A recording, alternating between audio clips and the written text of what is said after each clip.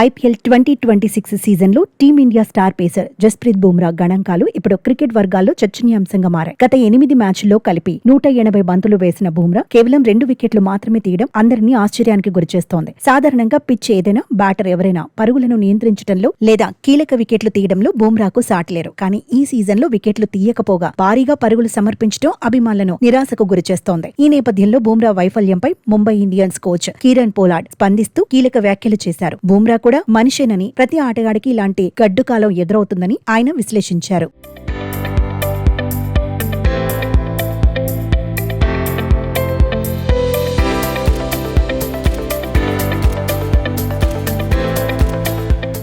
ముంబై కోచ్గా బాధ్యతలు నిర్వహిస్తున్న పోలార్డ్ బుమ్రాకు పూర్తి మద్దతు ప్రకటించారు. ఒక ఆటగాడు విఫలమైనప్పుడు అతడి ప్రతి కదలికలను విశ్లేషించడం సహజం, కానీ బుమ్రా గతంలో అందించిన అద్భుత విజయాలను మర్చిపోకూడదు అని పేర్కొన్నారు. ఒక మంచి రోజు లేకపోవడమో లేదా ఒక సీజన్ కలిసి రాకపోవడమో ఎవరికైనా జరగవచ్చని, అంత మాత్రాన అతడి ప్రతిభను తక్కువ చేయలేమని స్పష్టం చేశారు. బుమ్రా ఇప్పటికీ ప్రపంచంలోనే నెంబర్ 1 బౌలర్ అని, ముంబై జట్టులో అతడి ప్రాధాన్యత ఎప్పటికీ తగ్గదని పోలార్డ్ ధీమా వ్యక్తం చేశారు. గతంలోని రికార్డులను గుర్తు చేసుకుంటూ వర్తమానంలో నిలకడ సాధించే జట్టు అతడికి తోడుగా ఉంటుందని హామీ ఇచ్చారు.